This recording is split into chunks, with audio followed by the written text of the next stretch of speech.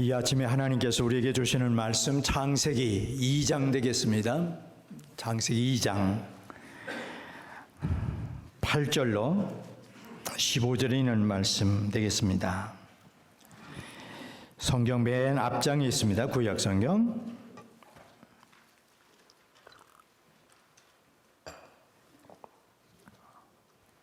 우리 함께 8절로 15절까지 읽어가시면서 이 시간에도 우리에게 다가오셔서 말씀해 주시는 우리 하나님의 음성 같이 들으실 수 있기 바랍니다.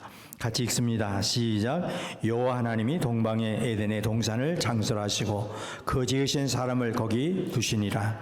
여호와 하나님이 그 땅에서 보기에 아름답고 먹기에 좋은 나무가 내게 하시니 동산 가운데에는 생명나무와 선악을 알게 하는 나무도 있더라.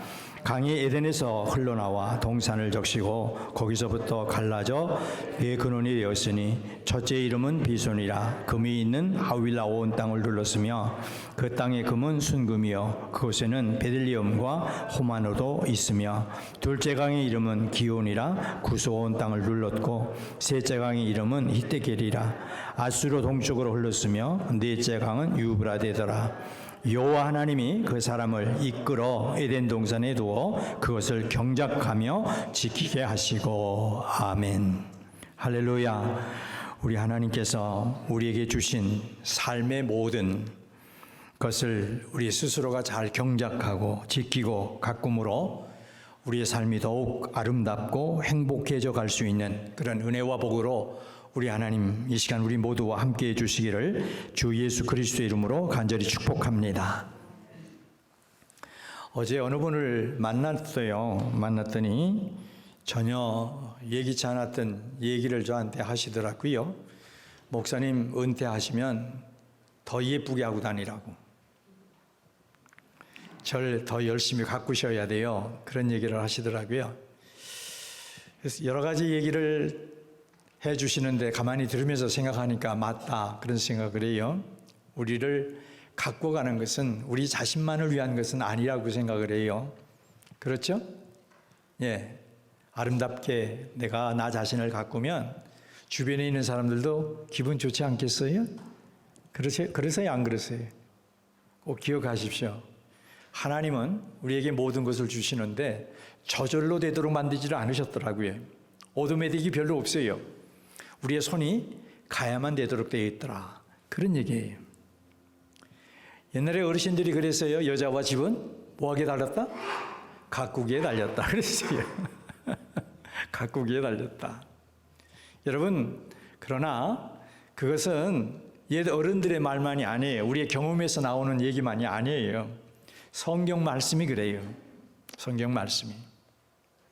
예, 우리 첫 주에 에덴 동산에 대해서 제가 말씀을 드렸잖아요. 에덴 동산.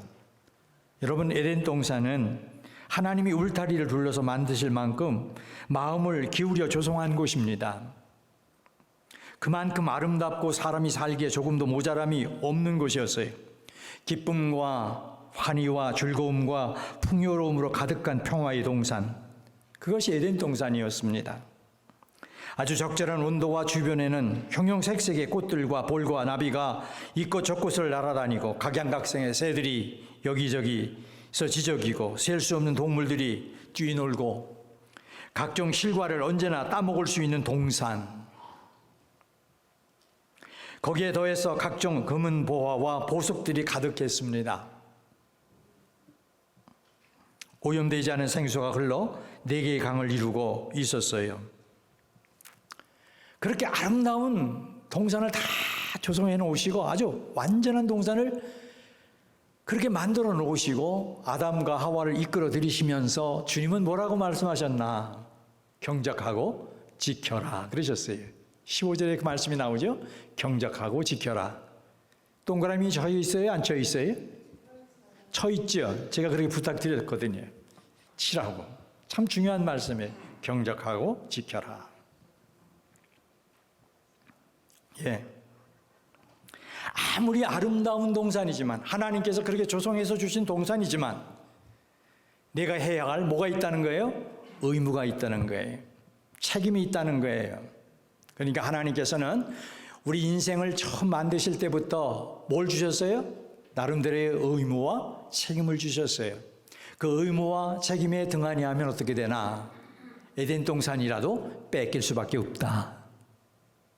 근데 아담과 하와가 어떻게 했어요? 그 하나님의 말씀, 경작하고 지키라는 말씀에 불순종하는 거예요. 선악과를 따먹었다라고 하는 이야기는 바로 그 말씀이에요. 하나님의 말씀에 어떻게 했어요? 불순종했다. 책임이 있어요. 의무가 있어요. 그것을 하지 않았다는 거예요. 그래서 어떻게 됐어요? 에덴 동산에서 쫓겨났더라. 그 얘기예요. 아담과 하와가 에덴 동산에서 쫓겨남으로 해서 우리들도 이 세상에서 어떻게 해요? 이렇게 모진 세상에 태어나도록 되어버리고 말았어요. 황폐한 세상에 태어나고 말았어요. 저주스러운 이 땅에 태어나고 말았습니다. 그런데 우리 하나님께서 우리 주 예수 그리스도를 이 땅에 보내시고 저와 여러분으로 하여금 우리 주 예수 그리스도를 믿음으로 어떻게 했어요? 회복되게 해 주셨어요. 그래서 하나님은 여러분과 저를 무엇을 삼으시고 성전 삼으시고 또 우리가 이렇게 모일 때마다 두세 사람이 내 이름으로 모이는 곳에 나도 그들 중에 있겠다 약속하신 대로 함께 해 주시는 줄로 믿습니다. 이것이 참 중요한 거예요. 하나님은 내가 예수를 믿었다? 이 믿었다라는 얘기는 뭐냐? 아담이 잃어버린, 하와가 잃어버린 것을 예수 그리스도 안에서 어떻게 해주셨어요? 회복시켜 주셨다. 그리고 여러분과 저는 회복된 사람들이에요. 한번 따라서 왜 나는 예수 그리스도 안에서 회복된 사람이다. 자, 이제 회복된 사람이면 어떻게 살아가야 될까요? 회복된 사람으로 살아가야 돼요. 회복된 사람으로 살아가야 된다고요. 한번 생각해 보세요. 제가 지금 허리가 아프다고 그랬잖아요. 약만 먹으면 멀쩡해요. 약만 먹으면 괜찮아요. 예. 근데 약이 벌써 약 기운이 떨어지기 시작하면 어떡할까요? 아야. 나도 모르게 나오잖아요. 약을 먹었어요. 약 효과가 나와야 되잖아요. 마찬가지예요. 우리가 예수를 믿었어요. 그래서 예수 그리스도 안에서 하나님께서 잃어버린 하나님의 형상을 회복시켜 주셨다고 한다면 우리가 어떻게 살아가야 돼요? 회복된 사람의 모습으로 살아가야 된다는 거예요. 할렐루야. 가정이 그런 거 아니겠어요? 내가 그 가정을 행복하게 갖고 가지 않으면 그 가정이 행복해질 수가 없어요. 여러분과 제가 하나님의 교회를 그렇게 회복된 사람으로 아름답게 섬겨가지 않으면 하나님의 교회는 아름다워질 수가 없어요. 너희는 세상의 소금이다. 너희는 세상의 빛이다. 회복된 사람이 세상을 살아가면서 우리의 삶 속에서 빛과 소금으로 살아가지 않으면 세상은 결코 변화될 수가 없어요. 그러니까 여러분과 제가 회복된 사람으로 세상을 살아가면서 세상을 탓할 것이 아니라 뭐예요? 여러분과 저는 더욱더 빛과 소금이 되기 위해서 힘쓰고 애써야 될 줄로 믿습니다. 자, 그리스도 예수 안에서 회복된 나다. 그러면 그 회복된 사람으로 살아가는 모습 어떻게 아름답게 살아갈 수가 있을까? 첫째는 다른 것 아니에요. 무엇으로 가능하냐 하면 하나님의 임재하심을 느끼며 살아가는 거예요. 하나님의 임재하심. 하나님이 친히 창설하신 에덴 동산은 하나님의 임재하심을 어떻게 했나? 가득했어요. 충만했습니다. 그래서 성전이 필요 없었어요. 에덴 동산은 하나님의 임재하심이 충만한 곳이기 때문에 아담은 매일 매 순간 하나님의 임재하심을 느끼며 살았습니다. 아무 때나 어디서나 무엇을 하나 여기를 봐도 저기를 봐도 눈을 뜨나 감으나 거기에는 뭐가 충만했어요? 하나님의 임재하심으로 충만했습니다. 언제든지 하나님의 음성을 들을 수 있었어요. 아담과 하와는 그 아름다운 그 셀 수 없는 수목과 형형색색의 꽃들을 보면서 그 아름다운 조화들을 보면서 감탄할 수밖에 없었어요. 지금도 생각이 나는 게 있어요.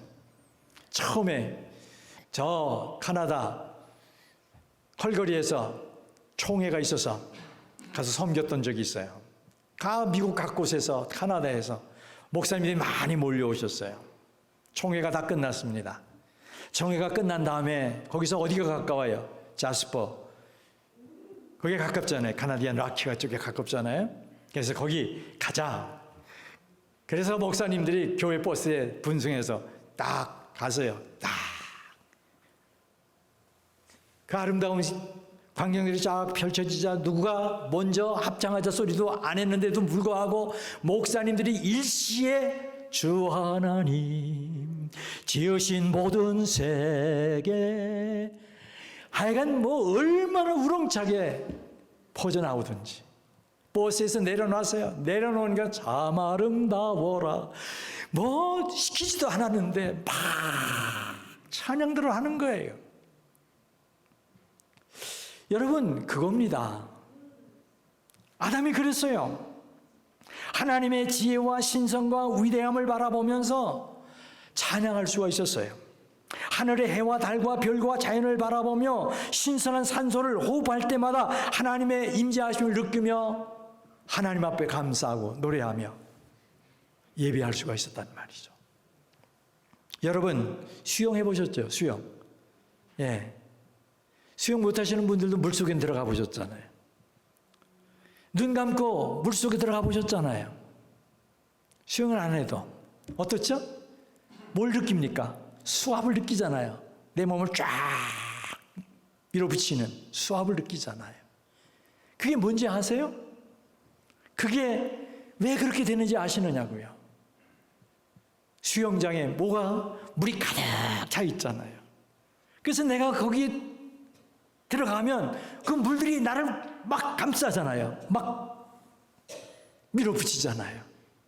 하나님의 임재하시면 그런 거예요.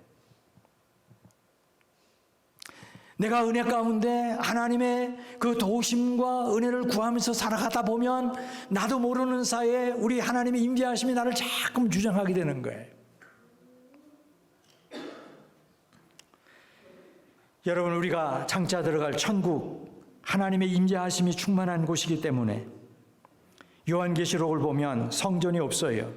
장차 여러분과 제가 들어갈 천국에는 죽음도 없고 이별도 없고 눈물도 없고 아픈 것도 없고 애통하는 것도 없어요. 그런데 거기에 더해서 또 뭐가 없나? 성전이 없어요.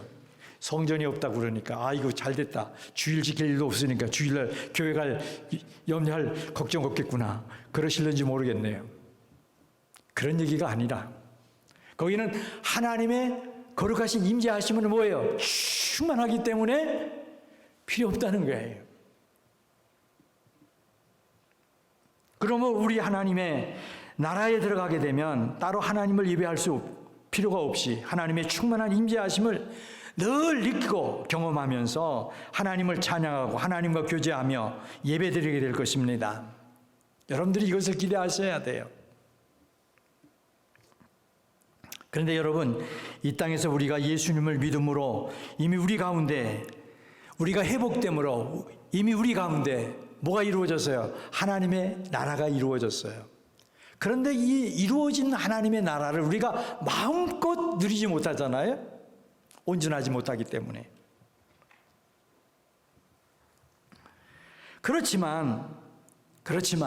그렇더라도 여러분과 제가 무엇을 경험하며 살아야 되나? 하나님의 임재하심을 경험하며 살아야 한다는 거예요. 그것이 뭘까? 하나님을 예배하는 생활이에요. 그래서 로마서 12장 1절을 보면 뭐라고 말씀해요? 너희 몸을 하나님이 기뻐하시는 거룩한 산 제사로 드려라 그래요. 여러분, 여기서 말씀하는 것은 무엇이냐? 다른 것 아니에요. 거룩한 산제물, 거룩한 산예배, 이것은 뭐냐면 생활예배를 말씀하는 거예요. 생활이 뭐가 되도록 해라? 예배가 되도록 해라. 그런 얘기예요. 그리고 특별히 우리가 이렇게 예배를 드릴 때 하나님의 임재하심을 경험할 수 있어야 해요. 우리가 드리는 이 예배에서 하나님의 임재하심을 경험할 수 없다면 그것은 예배를 드리고 있는 것이 아니에요. 무엇이 참된 예배일까? 손을 들고 들지 않고 그것이 문제가 아니에요. 사실은요. 찬양을 부르느냐 안 부르느냐, 전통적인 찬양을 부르느냐 현대적인 찬양을 부르느냐 하는 것이 문제도 아니에요.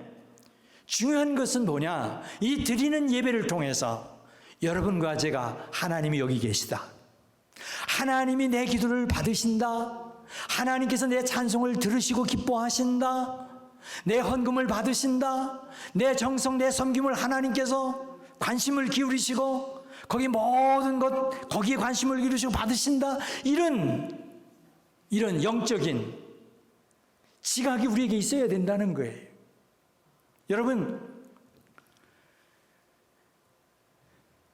제가 종종 우리 교회에서 많이 소개를 했어요. 캘리포니아에 있는 그레이스 커뮤니티 처치의 존 메가더 목사님이라고, 그분이 트루 월십이라고 하는 책을 쓰셨어요. 참된 예배. 우리 말로도 번역이 됐어요. 두껍지 않아요. 아주 얇아요. 금방 읽어버릴 수 있어요. 우리 교회 도서관에 있습니다. 한번 읽어보세요. 그 목사님은 그런 얘기를 하신다고요. 제가 주일날 옷을 입을 때, 그리고 넥타이를 맬 때 무슨 생각을 하느냐 하면, 이 넥타이를 매면 하나님이 좋아하실까? 저 넥타이를 매면 하나님이 좋아하실까? 예배에 나갈 때도, 옷을 입을 때 그 자체까지도 뭐예요? 하나님이 기뻐하실까? 되는 대로 예배에 나오는 게 아니에요. 옷을 하나도 제대로 챙겨보려고 애쓴다, 그런 얘기랑 똑같은 거예요. 여러분, 왜 그렇죠? 두세 사람이 내 이름으로 모이는 곳에 나도 그들 중에 있다.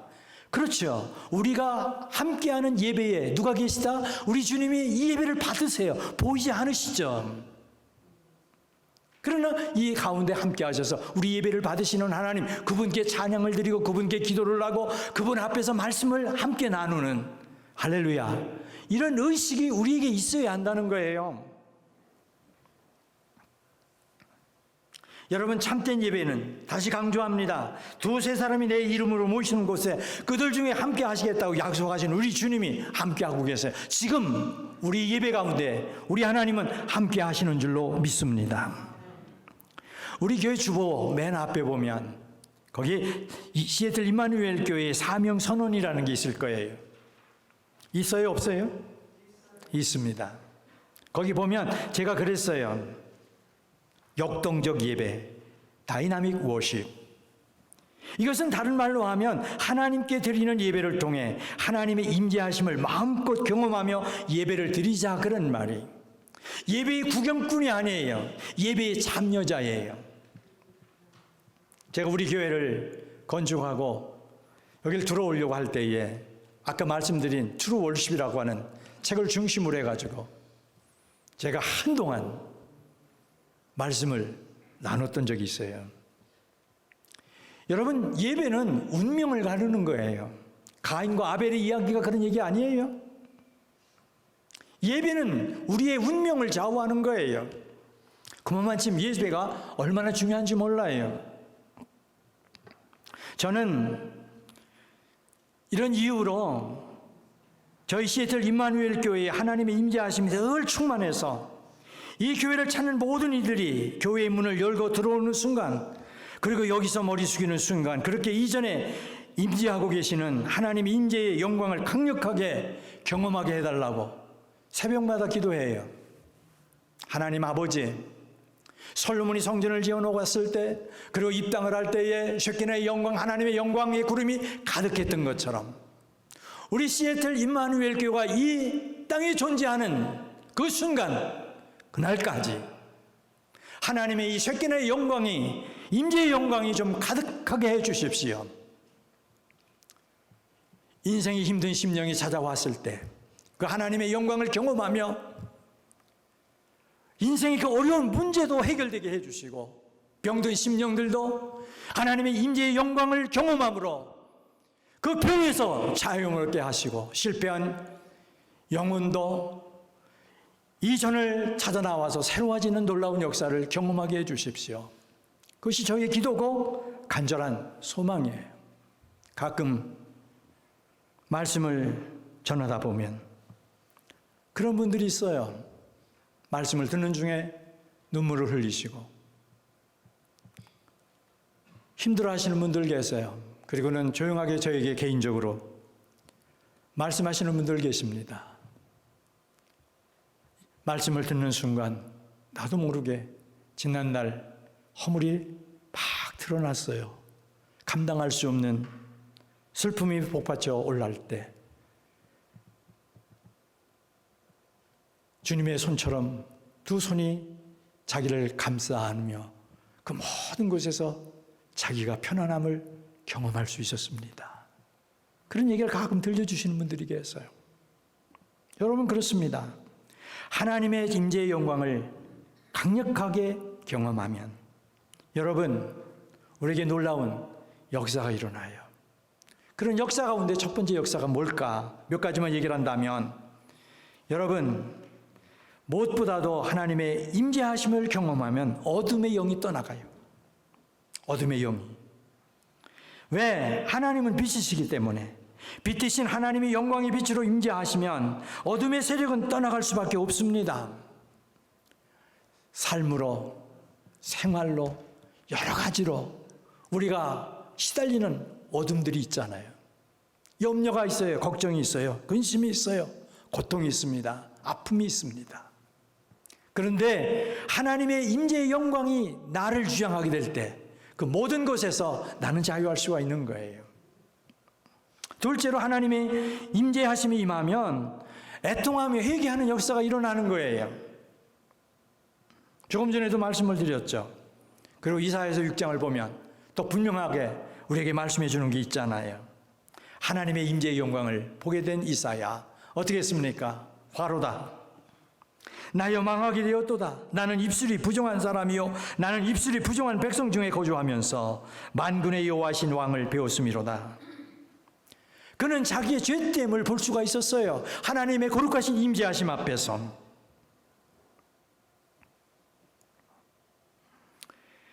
여러분 하나님의 임재하심 앞에서 기쁘고 즐겁고 감사해야 할 텐데 이사야 선지는 분명하게 말해요. 화로다. 나여 망하게 되었도다. 그 이유가 뭘까? 나는 입술이 부정한 사람이요 나는 입술이 부정한 백성 중에 거주하면서 만군의 여호와이신 왕을 배웠기 때문이다. 여기서 만군의 왕이신 왕을 배웠다는 것은 하나님의 거룩하신 임재하심을 강력하게 자기가 지금 느꼈다 그런 말씀이죠. 그런데 그때 자기에게 다가온 죄가 있었어요. 그 죄는 입술의 죄. 부정적인 말을 하고 거짓을 조장하고 뻥튀기 하고 사기치고 등등 입술의 죄로 짓는 거였어요. 그래도 이사야는 선지자였는데도 불구하고 입술로 죄를 지었으면 얼마나 지었다고 이렇게까지 고백을 할 수가 있었을까? 어떻든 여러분 꼭 기억하십시오. 하나님의 임재하심을 내가 경험하게 될 때는 크든 작든 나의 잘못이 드러나도록 되어 있고 그 죄를 하나님 앞에 고백할 수밖에 없도록 되어 있다는 것입니다. 그리고 그런 터치하심이 있을 때 내가 그 죄를 고백하고 회개하면 하나님께서 세상이 줄 수 없는 놀라운 평안으로 나를 감싸시고 나를 위로하신다는 것이죠. 또 하나 하나님의 임재하심을 경험하고 느끼면 치유와 회복의 역사를 경험하도록 되어 있습니다. 왜냐하면 우리 하나님은 치유하시고 회복하시는 분이시기 때문에 그렇습니다. 상한 마음의 치유자시죠. 눌림에서 자유를 얻게 하시는 하나님이시죠. 육신의 질병도 치료하시는 하나님이시죠. 뿐만 아니라 모든 일을 주께 하듯 하는 삶의 변화까지 일으켜 주시죠. 그래서 그래서 그 반복적인 정말 삶의 의미가 없는 것처럼 느껴지던 내 삶에 놀라운 변화가 와서 내가 매일 기쁘게 순례의 길 행함은 주의 팔이 나를 안보하며 찬송의 입술이 열리도록 되어 있는 것입니다. 그러므로 여러분, 삶이 단조롭고 몸이 건조하게 보이는 것의 연속이라고 한다면 하나님의 임재하심 속에서 모든 일을 주님께 하듯 한번 해보십시오. 삶의 변화가 오고 삶이 행복해지고 즐거워지고 가치 있는 삶으로 회복이 될 것입니다. 자, 그럼 그리스도 예수 안에서 회복시켜 주시는 에덴 동산 가정을 어떻게 잘 가꾸고 지킬 수 있을까? 나 자신을 어떻게 바로 세워갈 수 있을까? 둘째는 성령님으로 충만해지는 것이라고 말씀해 주고 있습니다. 오늘 본문 10절로 가셔서 같이 한번 다시 읽어봅니다. 10절입니다. 시작. 강이 에덴에서 흘러나와 동산을 적시고 거기서부터 갈라져 내 근원이 되었으니.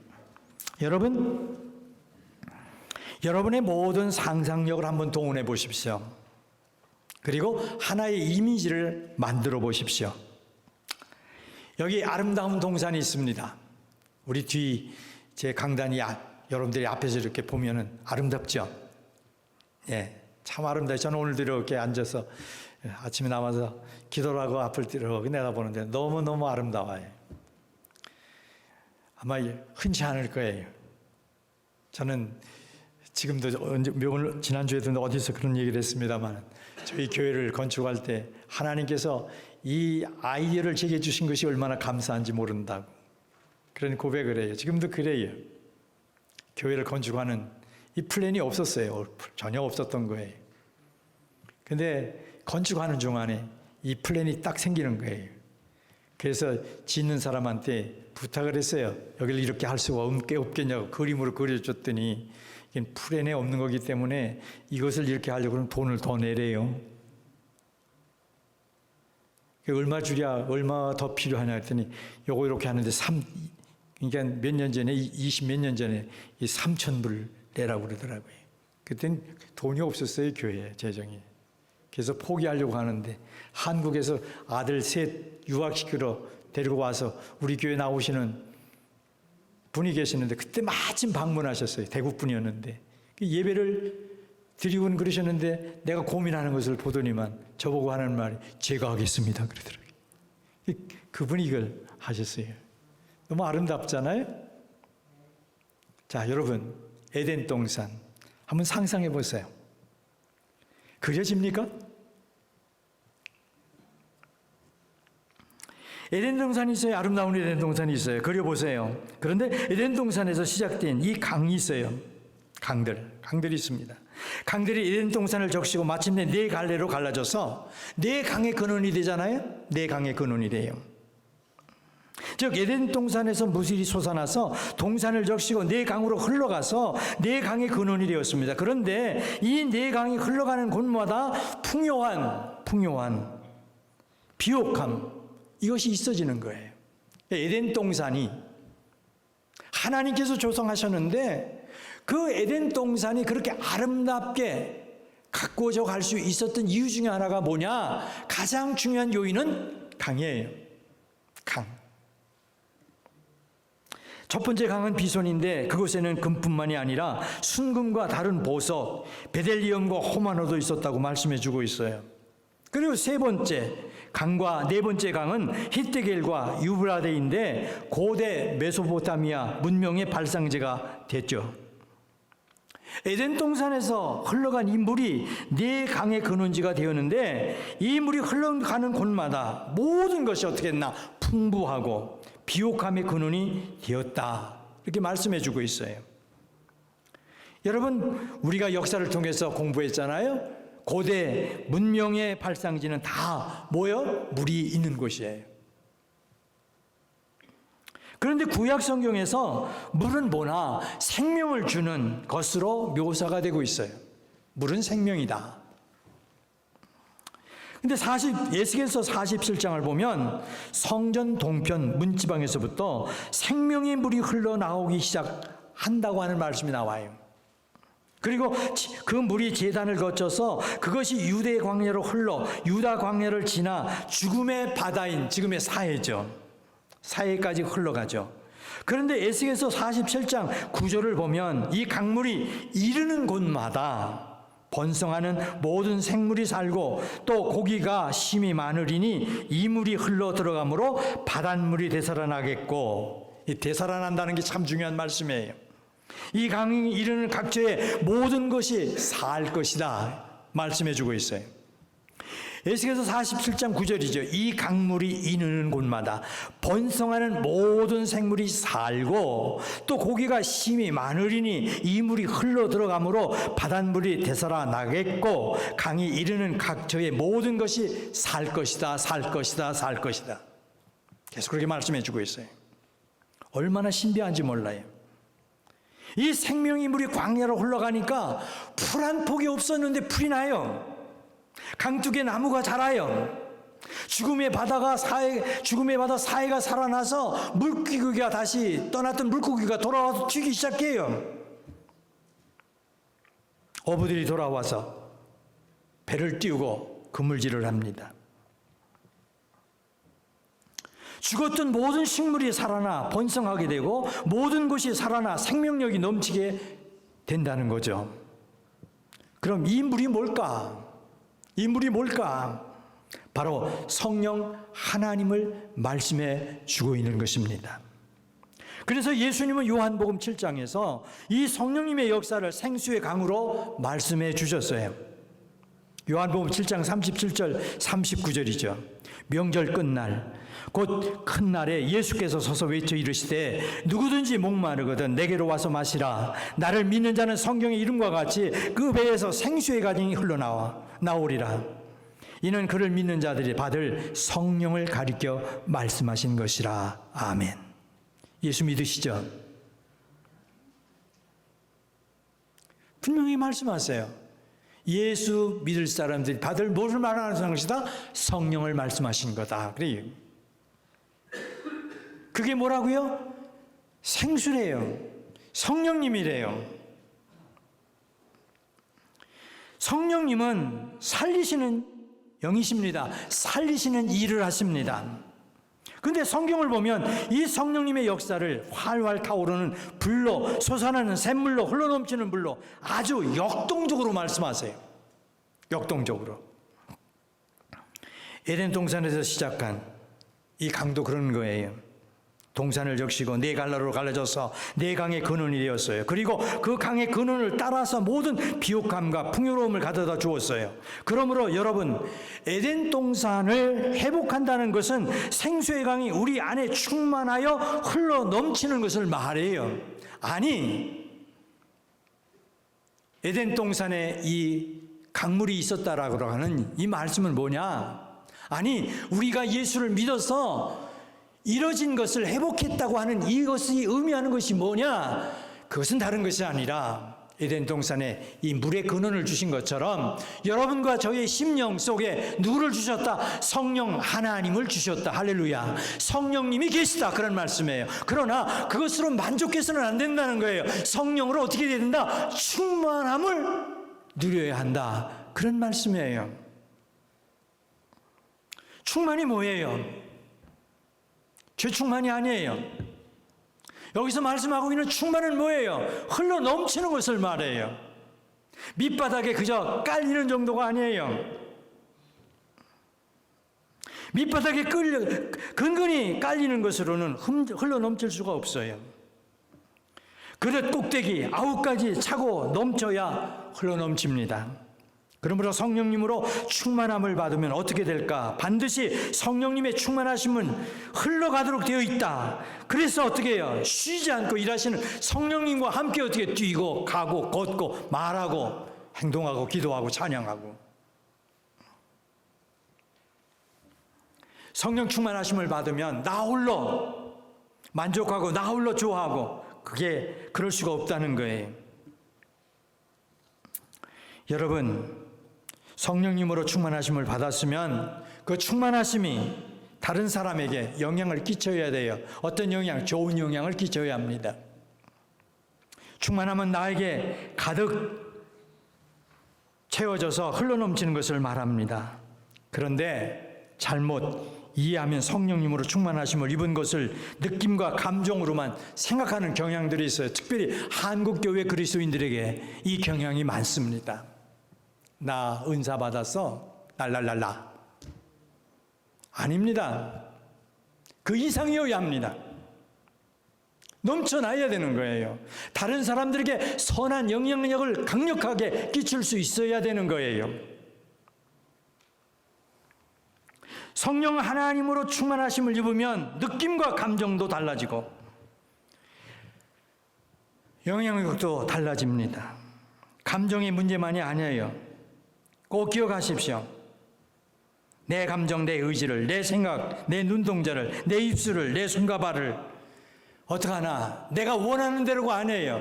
성질나는 대로가 아니에요. 생각하는 대로가 아니에요. 성령님께서 지배하는 대로 가는 거예요. 이것이 성령 충만함입니다.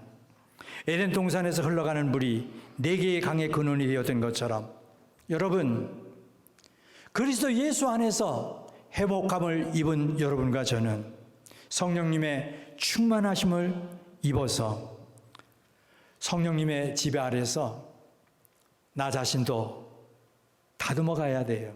다스려 가야 돼요. 내 가정도 그렇게 다듬고 다스려 가야 되는 거예요. 교회 안에서도 마찬가지예요. 내 성질 나는 대로 말한다고요? 그럴 땐 물어보세요. 내가 과연 구원받은 사람인가? 자신에게 물어보세요. 강력하게 의문을 던져보세요. 내가 내 속에 성령님이 계신가? 물어보셔야 돼요.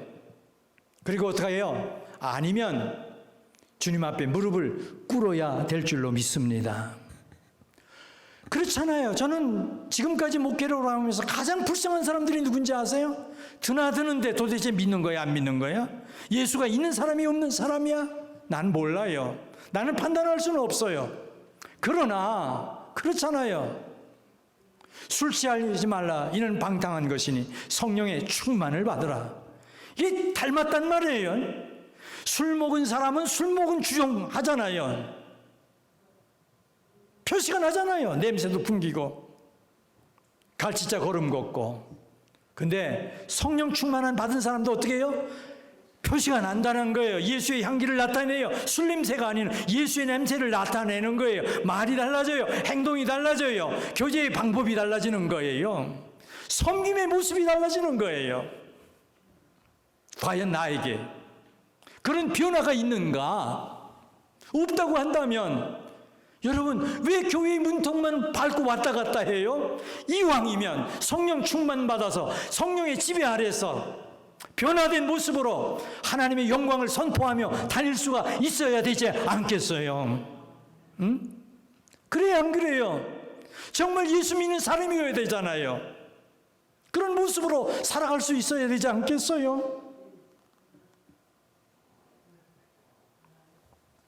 여러분, 하나님은 예레미야 선지를 통해서 예레미야서 29장 11절에서 이렇게 말씀해 주고 계세요. 너희를 향한 나의 생각을 내가 하나니 평안이요 재앙이 아니라 너희에게 미래와 희망을 주는 것이니라. 이게 하나님의 마음이에요. 왜 예수 그리스도를 십자가에 내어 오셨는가? 다른 것 아니에요. 절망 중에 있는 여러분과 저에게 희망을 주시기 위해서, 생명을 주시기 위해서 예수 그리스도를 주셨잖아요.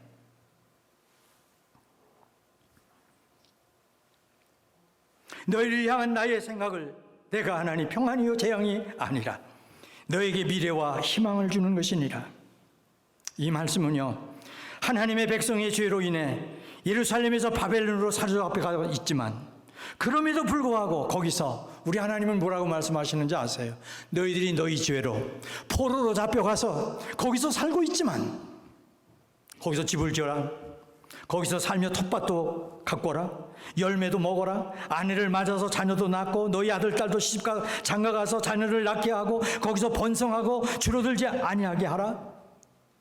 너희들이 주어진 그 삶 속에서 너희 스스로를 가꾸고 다듬어라, 지켜가라, 그런 말씀이에요. 왜? 비록 너희들이 허물과 죄로 포로로 잡혀갔다고 할지라도 너희들을 향한 나의 생각은 여전히 뭐예요? 생명이다, 소망이다. 주어진 거기에서 너희 스스로를 열심히 가꾸고 지켜가면 하나님의 때에 그들을 어떻게 해요? 다시 이끌어내리라. 주님의 약속이에요. 온전한 회복이죠. 아담과 하와는 하나님이 친히 자신들을 위해 에덴 동산을 만드시고 행복을 가꾸고 지키라고 주셨는데 가꾸고 지키는 일에 실패했습니다. 하지만 하나님은 그들에게 짐승의 가죽 옷을 만들어 입혀주셨고 잃어버린 에덴 동산의 회복을 위해 복음을 약속하셨어요. 여인의 후손이 뱀의 뭐예요? 머리를 상하게 하리라. 그리고 약속하신 대로 우리 주 예수 그리스도를 우리에게 보내시고 잃어버린 에덴의 행복을 회복시켜 주셨습니다. 그것이 다른 것이 아니라 우리의 심령이고 우리의 가정이고 우리의 교회고 여러분과 제가 살아가는 삶의 현장인 줄로 믿습니다. 그러므로 여러분과 제가 이 땅 위에 살아가는 동안 계속해서 어떻게 해야 돼요? 우리 자신을 잘 다듬어야 돼요. 지킬 수 있어야 돼요. 가정도 마찬가지예요. 열심히 가꾸고 다듬어야 해요. 지켜가야 합니다. 하나님의 교회도 마찬가지입니다. 우리의 삶의 현장도 마찬가지입니다. 우리가 그렇게 아름답게 최선을 다해서 갖고 가고 지켜갈 때에 우리의 가정이 행복해질 수가 있고 그로 인해서 또한 뭐예요? 모두가 행복해질 수가 있어요. 뿐만 아니라 하나님의 교회도 마찬가지예요. 우리의 삶의 현장도 마찬가지예요. 그러므로 여러분, 예수를 위해서 잔치하는 인생을 열어가자. 지난 올 한 달 그렇게 기도하며 왔는데 모쪼록 이제 여러분 거기서 멈추지 마시고 오늘 말씀이 주시는 것처럼 어떻게 해요? 나 자신을 잘 가꾸십시오. 지키십시오. 그러기 위해서 어떻게 하라고요? 하나님의 임재하심을 늘 느끼십시오. 걸어가면서도 운전을 하면서도 집에서도 예배에 와서도 마찬가지예요. 우리의 삶이 예배가 되도록 하십시오. 두 번째 어떻게 해요? 성령 충만을 늘 구하십시오. 그러면 여러분들의 삶이 오늘보다 행복하고 아름다워질 줄로 믿습니다. 이 귀한 은혜가 오늘 우리 모두와 함께 하시기를 주 예수 그리스도의 이름으로 간절히 축복합니다.